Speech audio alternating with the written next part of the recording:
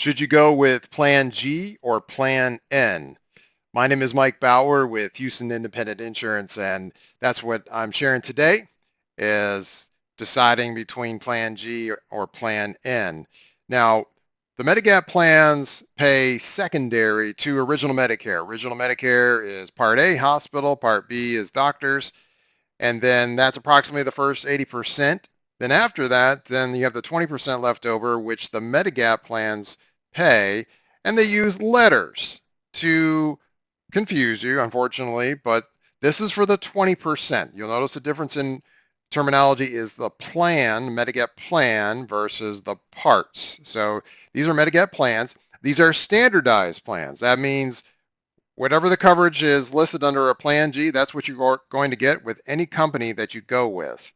You're going to get the same exact coverage and you're going to get the same exact doctors because your doctors are based upon the red and white blue original Medicare card.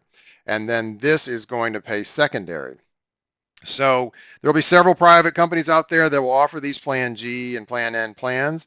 And I can help you shop those and explain to you the ups and the downs with each of the carriers.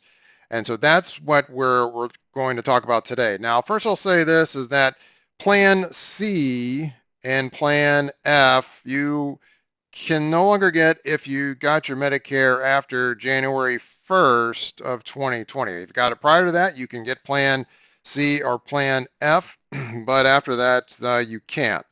So then let's take a look at Plan G, and then we'll look at Plan N. So Plan G, notice that you have here in the yellow all the yeses. 100% of the benefit is covered. So whatever Medicare is not paying, then this Medigap plan is going to cover 100%. All these different areas here, but the one that's not covered is the Part B deductible. Now, in 2025, that deductible is $257 over the calendar year. I'm sure in 2026 it'll go up. We don't have that official number yet, but that would be what you would pay for your deductible. So for example, in this, you would go to the doctor maybe once and 2 times and you would pay a $257 deductible. And then after that, then these things are going to be picked up 100%. As long as they're medically necessary, they'll be picked up 100% on the medical side of things. Now, of course, skilled nursing facility care, that only goes for the first 100 days. Okay, then after that, you have to be out for 60 days and be readmitted to the hospital for 3 days and then for that to restart.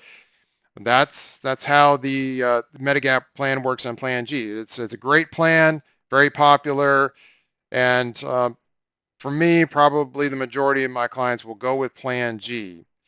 But a great alternative is Plan N. Plan N is the cousin to Plan G. It still has a $257 calendar year Part B deductible in the year 2025, just like G does, but it does add this right here, these extra copays, and there will be a copayment of up to $20 for some office visits and a $50 copay if you go to the emergency room and you're not admitted into the hospital. So for someone that doesn't go to the doctor a lot, they're maybe going to the doctor 3-4 times a year. They say, well, wait, I can, with Plan N, where we are right now in 2025, is you can save usually $40, $45 a month versus the same carrier's Plan G. So if you're not going to the doctor more than 2 times a month, then you're probably going to do better with Plan N. Now, Plan N does have one other thing right here. Notice the no right here. It does not cover, which Plan G does cover, is something called a Part B excess charge. This is something a doctor could do. It's pretty rare. We've got 96% here according to Kaiser. I think it's probably been updated more closer to 98% of doctors do not charge this excess charge of up to 15% higher than what Medicare allows. It's very rare. We can check this out at medicare.gov/physician compare, and you can see if your doctor does that or not. But in most cases, they don't. It's usually very rare. So some people like Plan N. Now, Plan N, the positives would be they generally don't go up as fast as Plan G on their rate increases due to group claims adjustments. Generally, we got healthier people in the group with Plan N. They're not going to the doctor as much. However, now let's say you have Plan N and you're in the state of Texas more than 6 months down the road past your Part B start date, and you have Plan N, you become unhealthy. You start going to the doctor quite a bit. You're going to the doctor 3 or 4 times a month. You say, you know what, I would be better off having Plan G. Well, now if you go to get Plan G, you will have to go through health questions. We have some states where you may be able to, maybe with a birthday rule, some time around your birthday, you could change this without health questions, but in a few states are guaranteed issue states and such. But in the state of Texas, where I'm at, this is what will happen is that you'll have to go through health questions, and then that may be a problem to get Plan G. So some people that turns them away from Plan N. They say, let me just pay more up front and go with Plan G. Other people are not so worried about that, and they tell me, hey, let's go with Plan N.